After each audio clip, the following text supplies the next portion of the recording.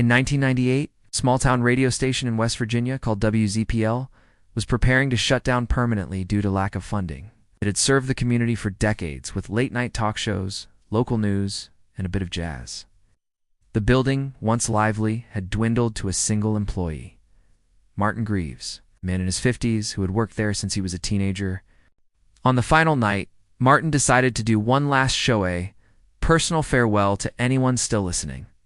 "This is the end of the line," he said softly into the microphone. "For me, for this station, for all the strange voices we've carried over the years." He put on a Miles Davis record and leaned back in his chair. The station's backup generator hummed quietly. Outside, a thunderstorm rolled in, casting lightning across the hills. Just after midnight, the emergency broadcast signal cut through the music with a sharp tone. It wasn't scheduled. Confused, Martin checked the control panel. It had been disabled hours ago.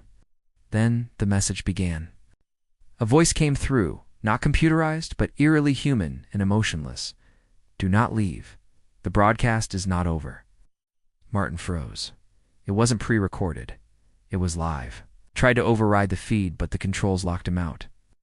As the minutes passed, the voice continued. It didn't repeat. It told stories. Stories of missing people. A boy taken from a cornfield in 1974. A family who vanished from a church basement. A man who burned alive but left no ashes.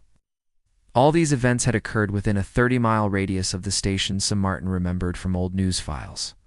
Then the voice said, "We remember them. We broadcast their names. We keep them alive." Martin realized the stories were too specific, too personal. The voice knew things that were never made public. Some things that only he knew. When it spoke the name of his late sister, who had vanished without a trace in 1969, Martin stood up. Heart racing, lightning struck the radio tower. The lights flickered.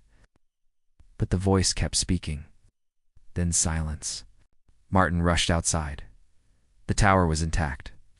But when he came back, the studio was cold. The chair he'd been sitting in was turned to face the window, and the mic was live again. The feed had resumed, but Martin hadn't touched anything. From the speakers came a whisper, "Now you are part of the signal." The next morning, police arrived to collect equipment for the shutdown. They found the station abandoned, the studio empty. But at midnight every night since, anyone who tunes into 103.3 FM in that area hears a man's voice telling ghost stories. Some say it's just interference. Others say it's Martin, still broadcasting, trapped in an endless loop of the dead. And when you hear your own name, you'll know your story's next.